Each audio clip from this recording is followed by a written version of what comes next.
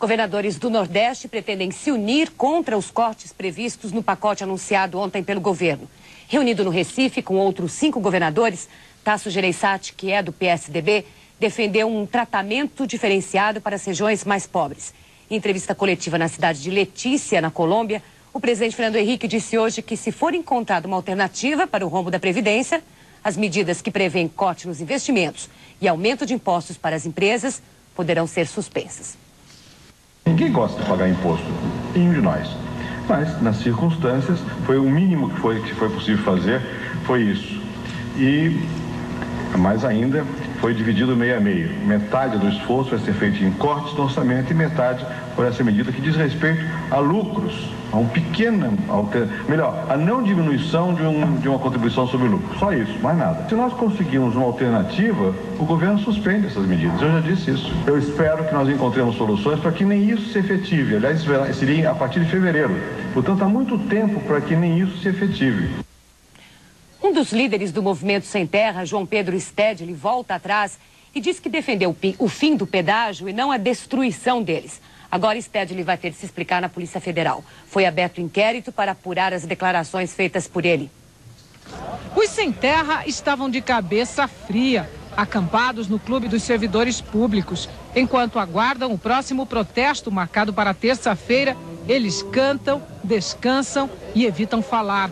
O líder do movimento, João Pedro Stedley, não conta com o apoio dos aliados para o discurso que fez ontem, convocando os manifestantes a quebrarem os pedágios e invadirem hidrelétricas. Eu acho que ele deve ser mais contido em declarações como essa, que não representa aquilo que na prática ele quer fazer com o Movimento Sem Terra.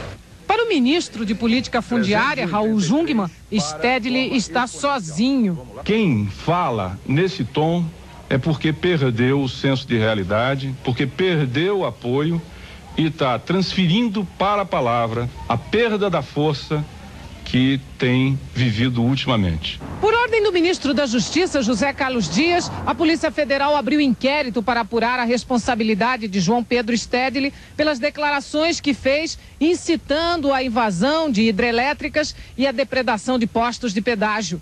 Eu não estou nem um pouco preocupado com o inquérito que o ministro mandou abrir. O que eu falei, no sentido figurado, é que o povo é contra o pedágio. A expressão quebrar não é no sentido de destruir fisicamente o pedágio, mas é no sentido de acabar com eles. Já pensou ganhar $153 mil por causa de uma turbulência em pleno voo? 13 passageiros da American Airlines processaram a companhia depois que um avião enfrentou forte turbulência entre Los Angeles e Nova York em 95. Tão forte que vai custar $2 milhões em indenização por danos psicológicos. Os passageiros contaram que foram atirados para fora das poltronas e tiveram certeza de que iriam morrer. Eles entraram com uma ação conjunta na Justiça. O Tribunal Federal de Nova York considerou que a tripulação foi negligente por não ter detectado a turbulência a tempo de alertar os passageiros. A Volvo e a Mitsubishi se unem e formam a maior empresa fabricante de caminhões e ônibus do mundo. Segundo analistas, a fusão vai revolucionar o setor do mercado automobilístico internacional. Mais um acidente nuclear assusta o Japão. Dessa vez foi o vazamento radioativo numa usina nordeste do país. O impacto na população vizinha e no meio ambiente foi pequeno. O acidente acontece uma semana depois do pior desastre nuclear da história do Japão, que intoxicou 50 pessoas. Preso na África do Sul, mais um suspeito de envolvimento nos atentados do ano passado contra as embaixadas americanas no Quênia e na Tanzânia. Khalfan Mohamed é acusado de ser o dono da casa onde foram fabricados os explosivos. Os ataques provocaram a morte de 224 pessoas. O número de mortos nas enchentes do México já chega a 200. Chove sem parar há 2 semanas no país e a previsão é de novas tempestades. Falta energia em vários estados e milhares de mexicanos que perderam as casas lotam os abrigos do governo. O cantor Michael Jackson vai se divorciar pela 2ª vez, agora da mãe dos 2 filhos, Debbie Rowe. Eles se casaram no mesmo ano em que Michael se separou da primeira mulher, a filha de Elvis Presley, Liza Marie.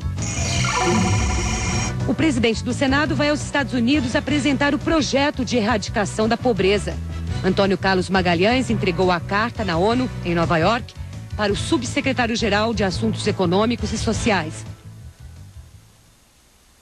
A seguir, Itamar Franco pede a demissão do presidente do Banco Central por causa das declarações contra Minas Gerais. Em São Paulo, o vigia acusado de ser um incendiário do interior confessa ter queimado mais de 30 carros. O mercado de trabalho exige e até os executivos abandonam a carteira assinada. Contra a Holanda amanhã, Rivaldo vai entrar em campo de olho no título de melhor do mundo.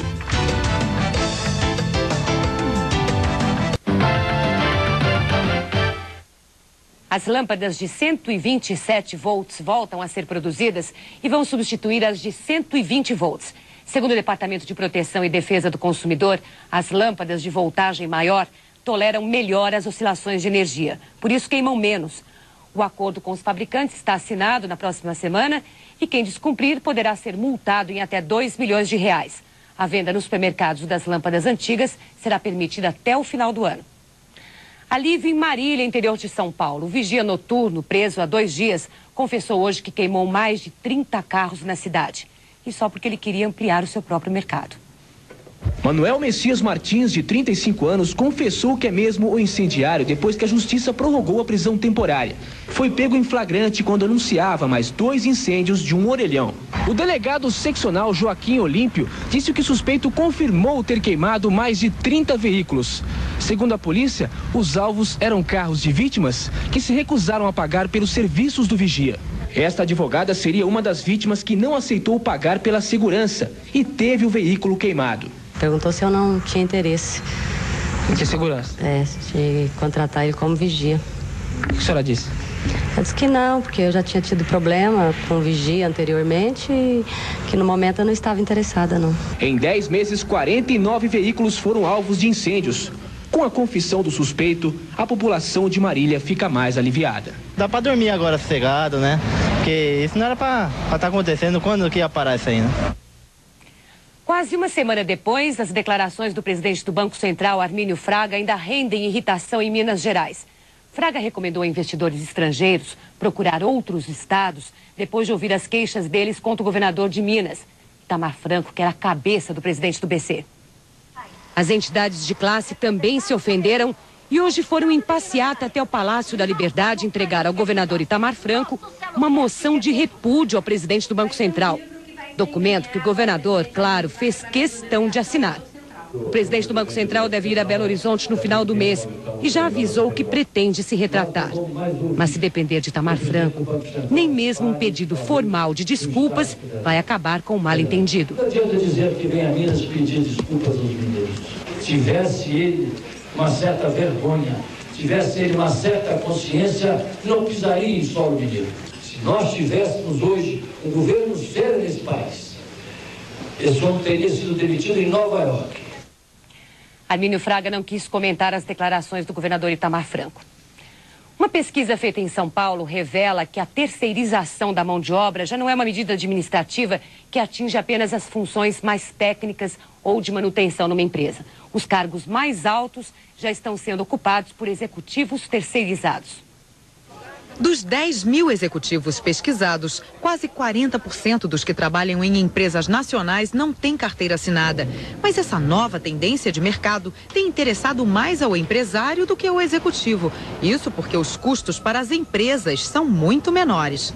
Luiz Carlos Tuffi é consultor de sistemas e trabalha há 5 anos sem carteira assinada, não por vontade própria. Na medida em que eu fui desligado do meu último emprego como CLT, a recolocação ficou difícil, então a única alternativa que eu tive foi me tornar um terceirista, um prestador de serviços. A pesquisa avaliou características que estão presentes em vários executivos de sucesso e descobriu o que pesa na hora de conseguir uma boa colocação ou um salário melhor. Quem tem domínio da língua inglesa, por exemplo, pode ter o passe valorizado em até R$1.000. Pós-graduação também ajuda. Pode acrescentar, segundo a pesquisa, mais de R$600 no fim do mês. E quem ainda anda em desvantagem são as mulheres.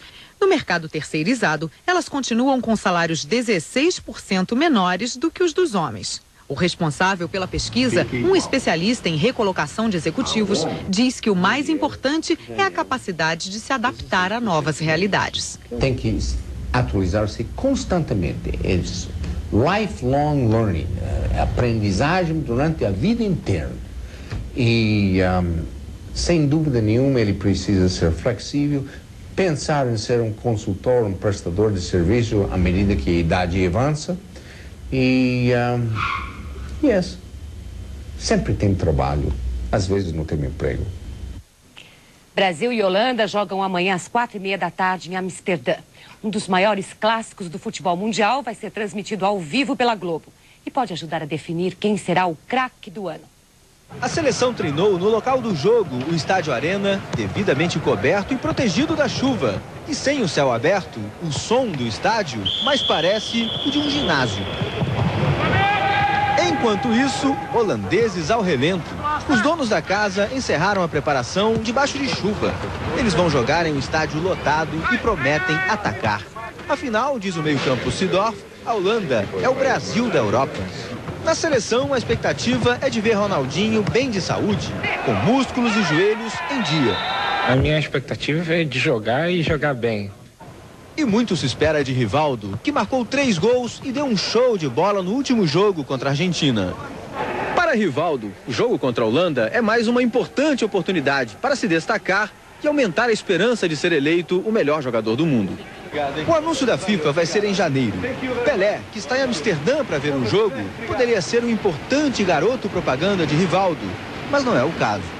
Se pudesse votar para o melhor jogador do mundo, você votaria em quem hoje? Pro Pelé. Claro, por quem que fez tudo que o Pelé fez? Ninguém. Enquanto não fizeram, eu sou Pelé. A seguir, uma nova denúncia contra desembargadores no Mato Grosso. Eles teriam recebido empréstimos com juros de pai para filho. E nos Estados Unidos, um mega concerto de rock entra na onda do combate à pobreza.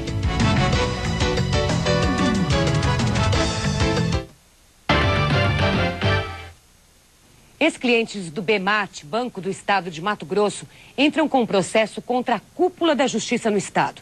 Eles querem que 9 desembargadores devolvam o dinheiro que lucraram com um empréstimo muito especial. Foi no tempo do Cruzeiro, 14 anos atrás, que o Banco do Estado de Mato Grosso abriu o cofre para o Tribunal de Justiça. 9 dos 11 desembargadores da época pediram um empréstimo ao BMAT. Em valores de hoje, quase R$20 mil para cada um. Um negócio mais que vantajoso para eles. A inflação mensal era de 36%. Os desembargadores conseguiram um empréstimo a juros de apenas 5%. Nem tiraram o dinheiro do banco, aplicaram na poupança e tiveram lucro de 31% ao mês. A aplicação durante mais ou menos 10 meses deu a eles o equivalente a 2 anos de salário. E só não foi mais porque o governo federal lançou o Plano Cruzado, que segurou a inflação. E também porque logo depois o BMAT faliu. As contas foram feitas pela Associação dos Pequenos Acionistas, donos de 1% do capital do BMAT. Eles ficaram revoltados com os privilégios concedidos aos desembargadores num período em que correntistas menos poderosos chegavam a pagar juros de até 50% ao mês. Transparece até que houve um conluio, com troca de favores entre os próprios desembargadores, um avalizando para outro. Eles querem ressuscitar uma operação bancária legal ocorrida em 1985. Um grupo de ex-correntistas e advogados de Cuiabá está movendo uma ação popular para exigir o ressarcimento do prejuízo aos cofres públicos. O processo corre na Justiça Federal. Um mega concerto de rock nos Estados Unidos vai lançar amanhã uma campanha de combate à pobreza no mundo. O concerto vai ser em Nova Jersey, com transmissão ao vivo para todo o planeta, via internet, rádio e TV. Os shows de rock e de caridade começaram nos anos 80. Os músicos ganharam fama e os famintos continuaram na mesma. Mas desta vez vai ser diferente, garantem os roqueiros de sempre: Sting, Bono, David Bowie.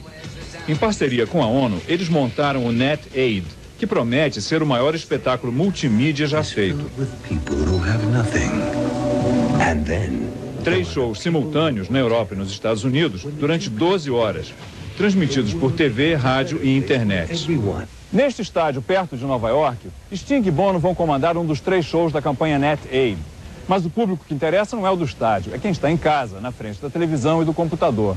A cada intervalo, Sting e Bono vão pedir que você entre na internet e dê dinheiro para a campanha contra a pobreza. De clique em clique, eles esperam $1 bilhão em doações. Diferente das outras campanhas, o NetAid vai funcionar através da internet. O site netaid.org é o mais poderoso já construído. Pode receber 60 milhões de visitas por hora. Depois do show, vai servir de canal de comunicação entre o mundo dos ricos e o dos pobres. Mais do que arrecadar dinheiro, a campanha promove ideias como o perdão da dívida dos países pobres. Ao Brasil, o NetAid promete dar empréstimos para famílias do Nordeste e melhorar a conexão com a internet. New Day, Novo Dia, é a canção tema da campanha, com Bono e Wyclef Jean. Se o NetAid não for em frente, pelo menos vai deixar um belo videoclipe.